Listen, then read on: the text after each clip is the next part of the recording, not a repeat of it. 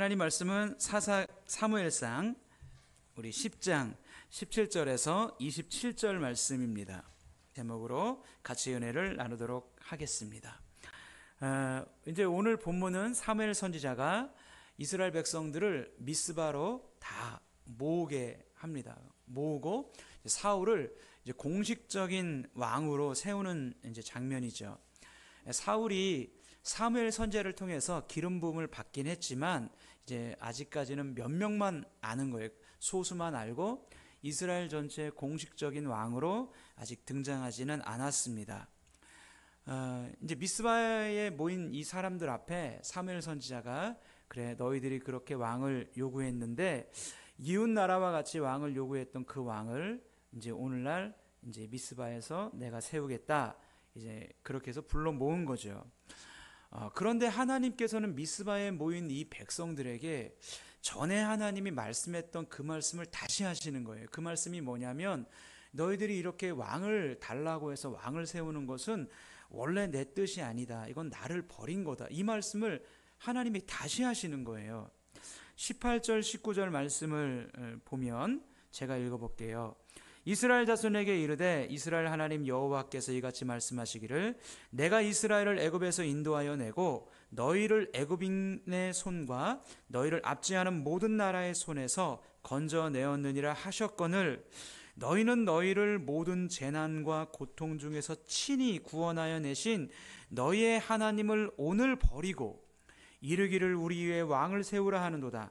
그런즉 이제 너희의 지파대로 1000명씩 여호와 앞에 나오라 하고. 그러니까 18절 19절 말씀을 좀 요약해 보면 이런 거죠. 이놈들아 너희들은 배은망덕하다. 지금 이렇게 얘기하는 거예요. 애굽에서 너희가 어떤 처지에 있었느냐. 너희는 종이었고 노예였고 바로 밑에서 그렇게 벽돌 구우면서 맨날 고생하지 않았냐. 그 비참한 처지에서 너희를 친히 내 강한 편팔과 오른손으로 구원하여 내었는데 오늘 너희들이 나를 버리느냐. 이렇게 지금 말씀을 하고 있는 겁니다. 지금 사무엘 선지자를 통해서 하나님이 하시는 이 말씀을 듣는 사람들은 이스라엘 백성만이 아니고 사울도 지금 이 말을 듣고 있다라고 하는 거죠. 아직 많은 사람들이 사울이 왕이라고 하는 것, 이스라엘의 초대 왕이라고 하는 것을 모르지만 이제 소수의 사람들은 알고 있습니다. 자, 사무엘 선지자는 이것을 이제 확장시켜서 이스라엘 전체에게 알리려고 합니다. 그리고 전체 이스라엘 백성들 가운데 사울을 왕으로 세우는 이것을 제비 뽑기로 이제 확정을 하려고 합니다. 오늘날 같은 날은 이제 제비를 뽑지는 않죠. 그런데 제가 보니까 태국은 이 젊은이들이 군대를 가야 되는데 군대 갈 때 제비를 뽑아서 군대를 보내더라고요. 태국은. 그래서 이제 난 제비를 안 뽑겠다. 나는 그냥 군대 가겠다 하는 사람은 군대를 그 사람은 1년만 복무하게 해요. 나는 자원해서 군대를 간다. 근데 나는 제비를 뽑겠다. 그럼 제비가 둘 중에 하나예요. 군대 면제 아니면 다른 걸 뽑으면 군대 2년. 지금 하고 있어요, 그렇게. 그래서 대부분의 젊은 사람들이 제비를 뽑겠다는 거예요. 뭐 아니면 도다. 그렇게 해가지고 저 같으면은 제비를 안 뽑고 저는 그냥 1년을 갔다 오겠어요. 예. 그런데 이제 거기서 이제 제비를 뽑고 나서 이제 갈린다고 하더라고요. 지금도 그렇게 하고 있다고 하니까 참 대단한 나라다 이런 생각도 들기도 했습니다.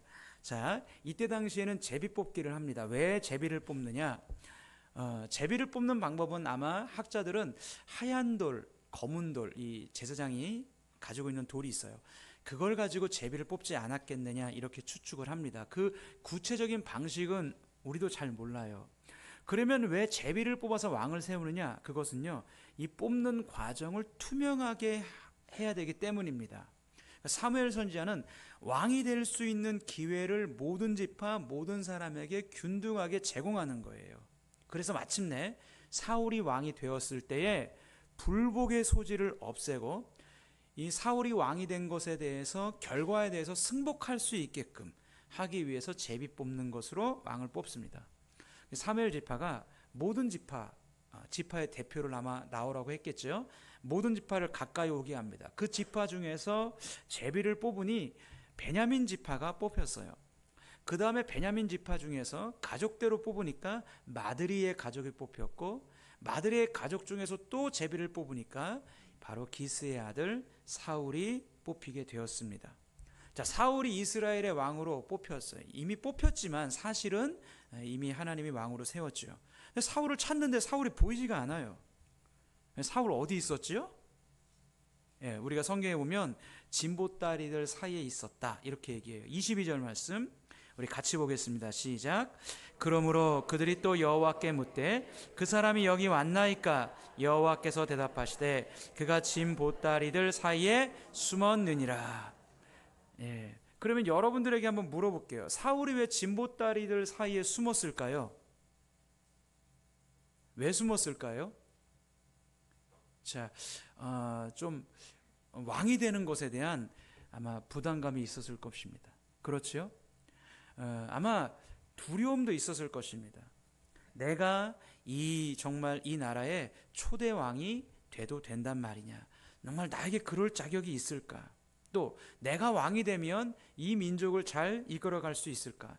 두려웠겠지요. 염려가 되었을 것입니다. 여러분, 모세의 후계자 여호수아도 모세의 뒤를 이어서 이스라엘을 인도하여 가나안 땅으로 들여보내야 되는 사명을 받았을 때 얼마나 두려워했습니까?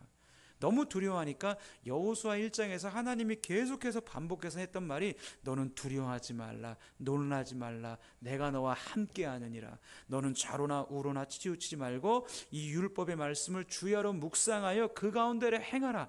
그리하면 내가 너와 함께하리라. 내가 모세와 함께했던 것처럼 너와 함께하리라. 두려워하지 말라, 놀라지 말라. 계속해서 여호수아 1장에 그 얘기를 해줘요. 그럼 무엇이냐? 여호수아가 지금 두려워하고 있다는 거예요. 하물며 여러분, 이 사울이야 오죽하겠냐 이거예요. 사울은 진보다리를 사이에 숨은 게 물론 그가 겸손했고 이때 당시만 해도 순수했던 마음도 있었고 또 그런 것도 있지만 굉장히 두려웠을 것입니다. 그런데 여러분, 사울이 느꼈던 이 진보다리 사이에 숨어서 있었던 두려움, 또 그 염려, 내가 왕이 돼서 잘할 수 있을까? 이 모든 염려와 두려움은요, 다 나쁜 것만은 아닙니다. 왜냐하면 이 두려움과 이 적당한 염려가요, 그로 하여금 하나님을 의지하도록 만든다는 것을 우리는 알아야 합니다. 할렐루야. 여러분, 현대 의사들은 이런 얘기를 해요. 사람에게 스트레스가 아예 없는 것보다 스트레스가 적당히 있는 것이 그 사람에게 유익하다 말합니다. 적당한 스트레스는요, 우리 안에 면역력을 오히려 강화시켜 준대요.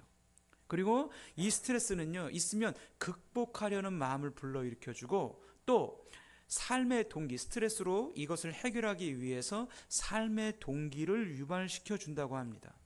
사울이 하나님의 백성이에요. 하나님이 그를 세우셨습니다. 그 안에 신앙이 있다라면 그는 이 두려움을 가지고 하나님을 의지하는 방향으로, 하나님을 의지하는 쪽으로 그는 갈 것입니다. 우리가 성경을 보게 되면 여호수아도 그랬고 다윗도 그랬고 수많은 하나님의 종들이 그랬습니다. 두려움이 있을 때 하나님을 더 의지하는 거예요. 두려움이 있을 때 하나님을 더 예배하는 거예요. 두려움이 있을 때 하나님께 더 기도하는 거예요. 우리도 그렇지 않습니까? 우리의 인생에서 적당한 고난, 적당한 문제, 적당한 두려움은요, 우리로 하여금 정신이 들게 하죠. 그리고 그 두려움은 우리로 하여금 하나님 앞에 나아가도록 만들어준다 이거예요. 그리고 그 가운데서 경험한 하나님은요, 우리로 하여금 참 예배자가 되게 합니다. 그래서 많은 사람들에게 물어봐요. 당신이 이 고난 당했을 때 이 고난을 믿음으로, 신앙으로, 하나님 만남으로 극복했는데 다시 그 고난 받을 겁니까? 물으면 나 절대 안 받는다 그래요. 그런데 또 물어봐요. 그러면 그때 고난을 통해서 당신이 받았던 하나님에 대한 경험, 깨달았던 인생의 지혜, 어떤 은혜, 이것을 그러면 그 고난을 없애준다고 하면 여러분 취소하겠습니까? 물어보면 자기는 억만금을 준다고 해도 그 고난을 통해서 자기가 그 과정을 통해서 얻었던 깨달음, 하나님에 대한 만남, 그 경험은 절대로 자기는 취소하지 않는다 그래요. 그럼 무슨 뜻이죠? 그 고난을 통해서 그가 만난 하나님, 그 은혜는요, 그를 하나님의 사람으로 만들었다는 거예요. 할렐루야. 그의 신앙을 성숙시켰다는 거예요. 그 사람을 하나님의 사람이 되게 해 주었다는 거예요. 인격과 모든 부분에서 달라졌다고 하는 거죠. 그래서 우리에게 있는 적당한 고난은요, 우리로 하여금 하나님 앞에 무릎 꿇게 만듭니다. 하나님을 찾게 만들어요. 여러분들은 영국의 그 청어잡이, 어부들의 이야기, 이런 이야기 한 번쯤은 들어보셨을 거예요. 영국 런던에 있는 어부들은 북해에서 청어를 잡아가지고 영국 항으로 런던 항까지 가지고 옵니다. 그런데 이 청어를 잡아가지고 올 때 살아있는 상태로 가지고 와야 돼요. 왜냐하면 그래야지 제값을 받을 수 있기 때문에. 그런데 많은 어부들이 북해에서 청어를 잡고 영국 런던항으로 도착할 때쯤이면 청어들이 다 죽어 있는 거예요. 그런데 그 많은 어부들 중에 유독 한 어부만 청어를 살려가지고 가지고 옵니다. 다른 어부들이 묻지요. 어떻게 그럴 수 있느냐. 계속 물어보니까 나중에는 대답을 해줘요. 그 대답이 뭐냐. 청어를 잡은 배 수주 안에 바다 메기 한두 마리를 넣어서 같이 온다는 거예요. 그러면 메기가 청어를 잡아먹지 않느냐? 잡아먹는데 한 두세 마리만 잡아먹고 더 잡아먹지 않는다는 거예요. 그러면 청어는 이 바다 메기를 피해서 도망 다니느라고 계속해서 움직이기 때문에 싱싱한 상태로 이 런던 항에 도착을 한다. 이렇게 얘기를 하는 겁니다.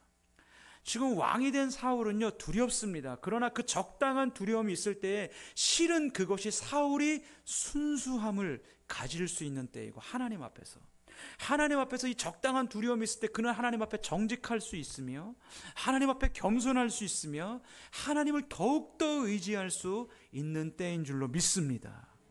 여러분, 제가 이 방송을 보게 되면요, 참 이 연예계에서도 오래 가는 사람들, 어떤 사람들이냐, 물론 스킬이 있어서 뭐 같이 나온 패널을 살려주고 그를 높여주고 뭐 이런 기술이 있는 사람들이 오래 가기도 하죠. 그런데 제가 보니까 가장 오래 가는 사람들은 누구냐?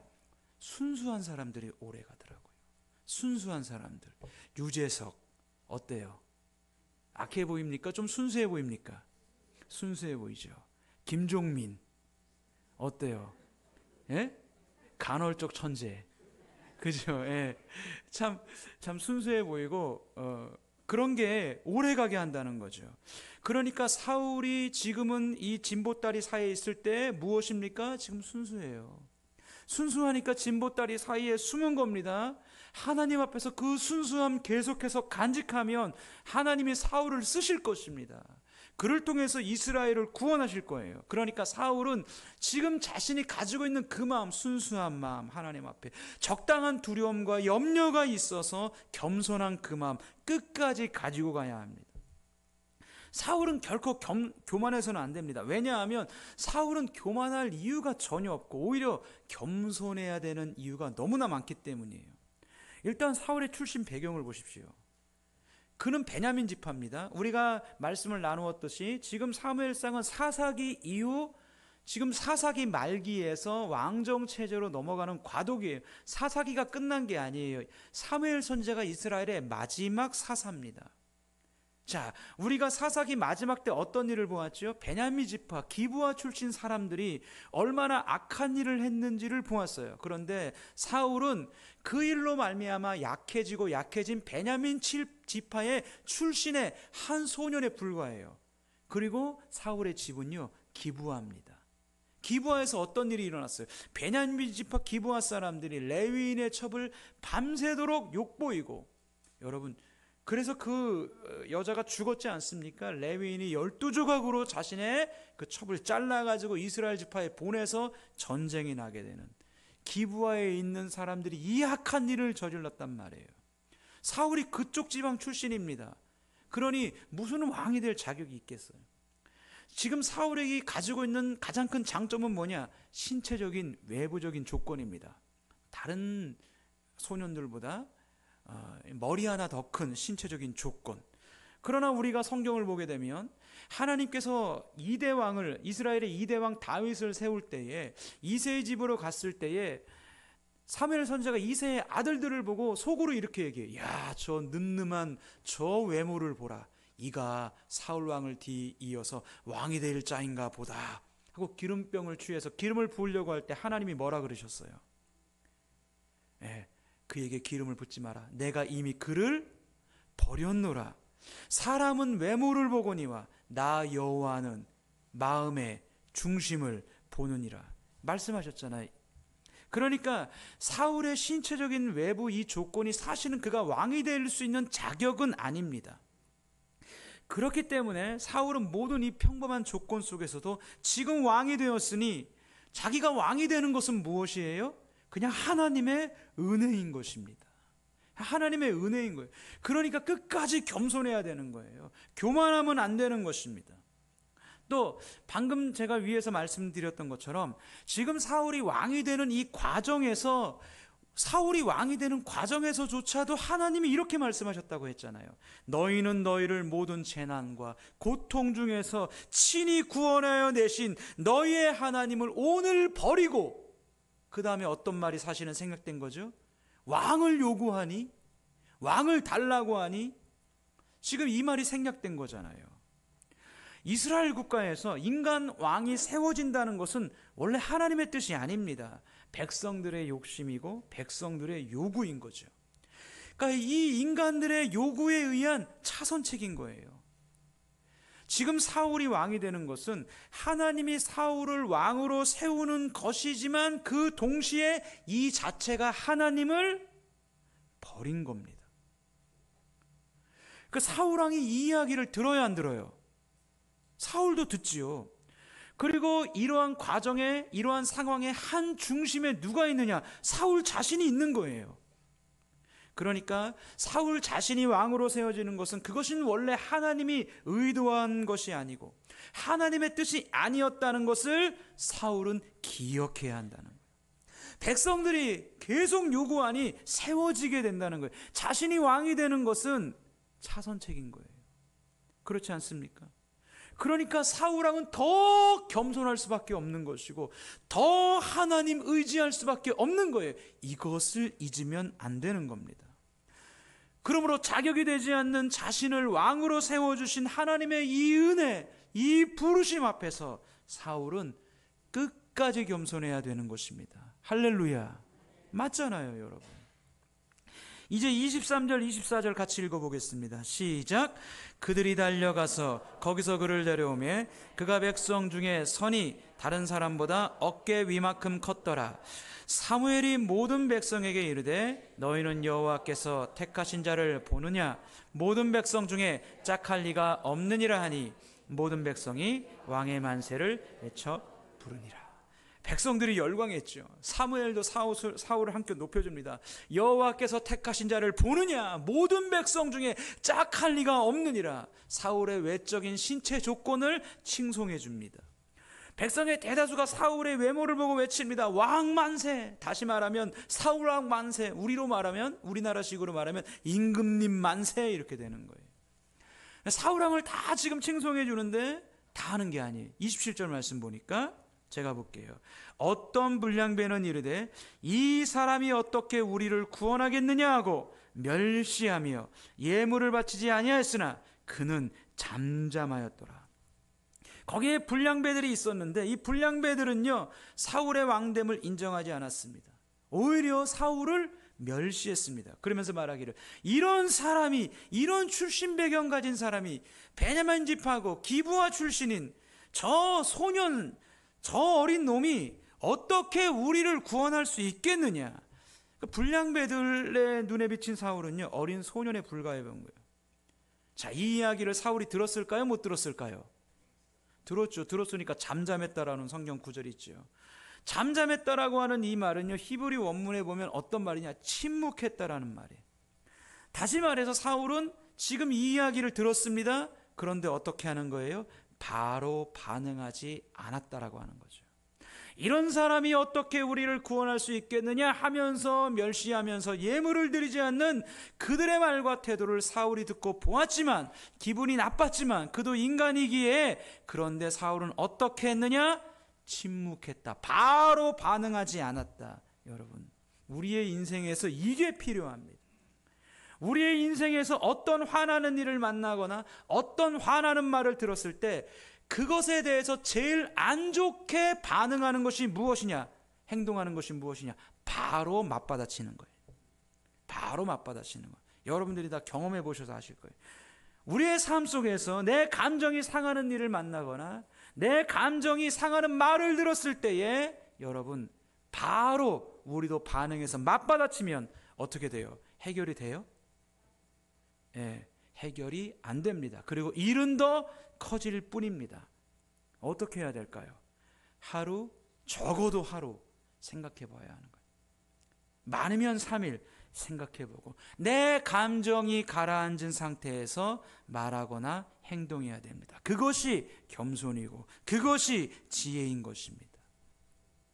제가 오래전에 한 7, 8년 그 정도 전쯤에 지하철을 한번 탄 적이 있었습니다. 지하철에 타서 자리를 앉았는데 내 옆에 한 젊은 친구가 앉아 있는데 다리를 쫙 벌리고 앉아 있는 거예요. 이 친구가. 그 다리를 딱 벌리고 있으니까 저는 좁아요, 안 좁아요? 좁지요. 그냥 참고 그냥 갔어야 되는데 뭔 조화 속인지 이미 결론이 좀 안 좋을 것 같지요? 뭔 조화 속인지 승질이 나는 거예요. 그래서 다리를 제가 살짝 밀었어요. 제 오른다리로 살짝. 너무 벌리고 있으니까 살짝 좀 밀었어요. 그랬더니 그 젊은 친구가 어떻게 했는지 아세요? 저는 살짝 밀었는데 이 친구는 제 다리를 팍 쳐버리는, 다시 팍 쳐. 그러면 제가 어떻게 해야 될까요? 예? 예, 참든지 뭐 다른 칸으로 가든지 이렇게 하면 되는데 참지를 않고 제가 거기서 큰 소리로 말했습니다. 다른 사람 다 들리게. 너 지금 뭐 하는 짓이야? 너 뭐 하는 놈이야? 제가 이렇게 큰 소리로 얘기했어요. 왜 그랬는지 모르겠지만 이렇게 하면 이 젊으니까 그렇게 큰 소리를 쳤어요. 그랬더니 그 젊은이가 저한테 딱 4글자로 답하더라고요. 4글자로. 제 얼굴을 쳐다보지도 않아요. 앞에 딱 보고 제가 너 뭐 하는 놈이야? 그랬더니 그 친구가 딱 이렇게 얘기하더라고요. 조용해라. 정말이에요. 조용해라 그러더라고요. 그 지금 옆에 지금 다 듣고 있는 거예요. 지금 앞에서도 보고 있고. 그래서 제가 그렇다고 또 거기서 꼬리를 내리면 어떻게 됩니까? 안 되지 않아요. 근데 원래는 참았어야 되는데 제가 이 새끼 너 뭐라 그랬어? 이 어른 놈의 자식이 그랬더니 그 친구가 이번에는 7글자로 딱 대답하더라고요. 저를 보지도 않아요. 앞에 보고 지하철 전세 냈냐? 지하철 전세 냈냐? 하도 충격적이라 제가 지금 다 기억하고 있는 거예요. 그래서 제가 또 그래. 이 버릇없는 것 같으라고. 이 자리가 임마 다 네 거야? 여러 사람 왔는데 왜 다리 벌리고 이렇게 있어 임마? 막 그랬더니 이번엔 딱 저를 딱 보더니 하더라고요. 야, 너 다음 정거장에서 내려. 너 이번 정거장에서 오는데 꼭 내려라. 딱 그러는데 여러분 제가 어떻게 얘기했습니까? 내렸을까요? 안 내렸을까요? 안 내렸다고요? 제가 일어났죠. 섰습니다. 뒤에 문이 열렸어요. 그 친구가 나가더라고요. 저는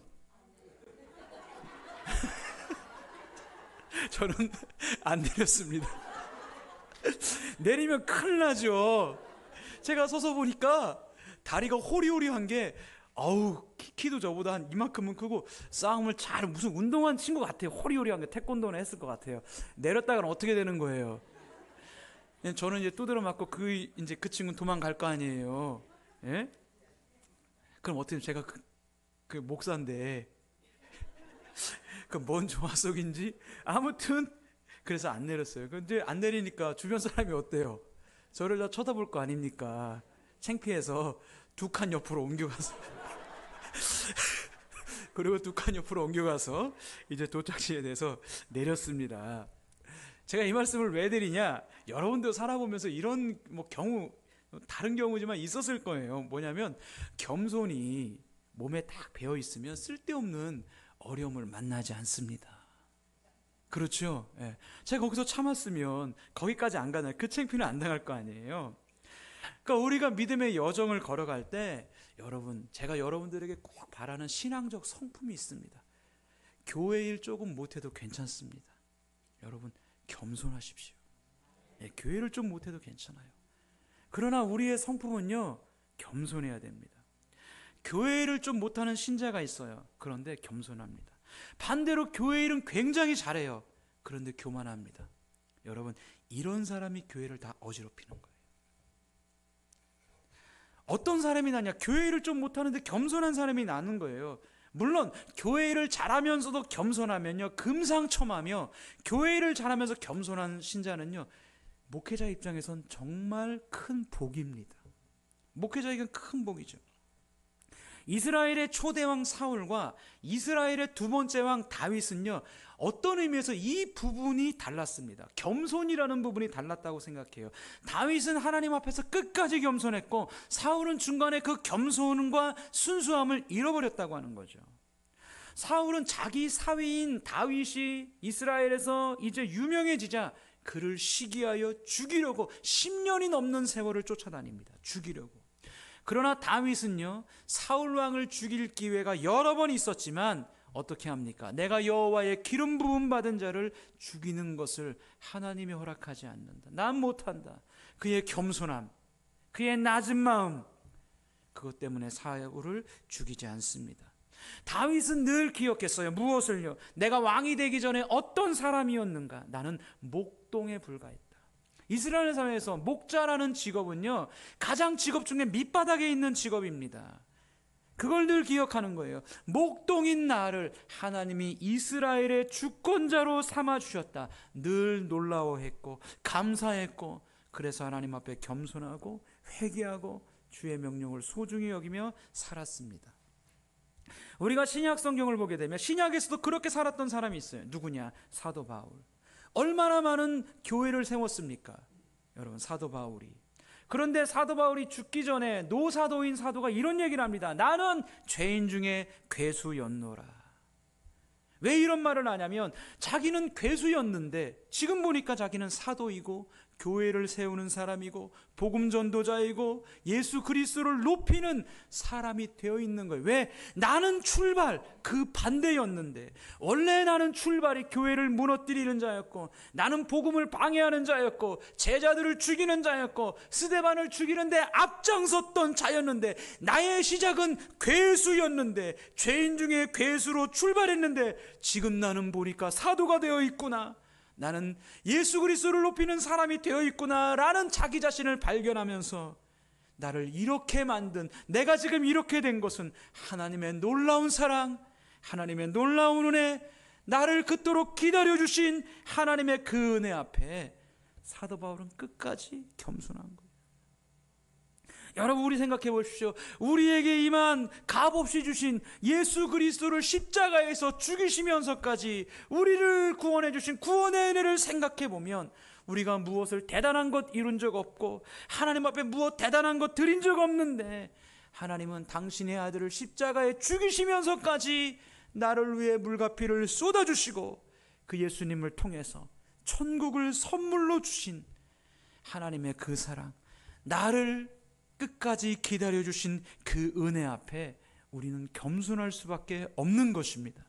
끝까지 겸손할 수밖에 없는 거예요. 우리가 예수를 발견하고 예수를 믿게 된 신자가 겸손하지 않다, 이거는요 말이 안 되는 거예요. 그러면 그 사람 뭔가 잘못 믿고 있는 거예요. 신앙생활 잘못한 겁니다. 그 사람은 진정으로 예수를 만난 게 아닙니다. 우리의 마음은 항상 이 마음이어야 합니다. 나는 아직 공사 중입니다.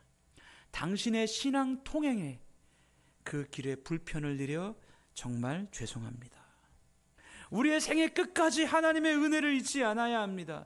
우리가 예수를 잘 믿는다고 하는 것은 우리가 하나님 앞에 겸손하다는 것을 말하는 것입니다. 하나님 말씀 야고보서 4장 6절 말씀에 이렇게 말씀합니다. 같이 한번 읽어보겠습니다. 시작.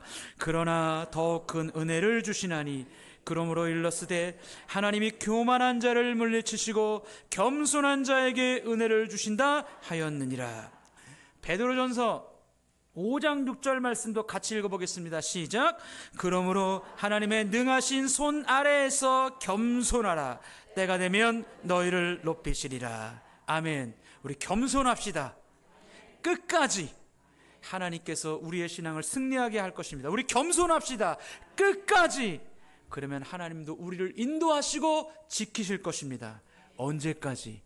끝까지 하나님도 우리를 지키시고 우리를 붙잡아 주실 줄로 믿습니다. 아멘.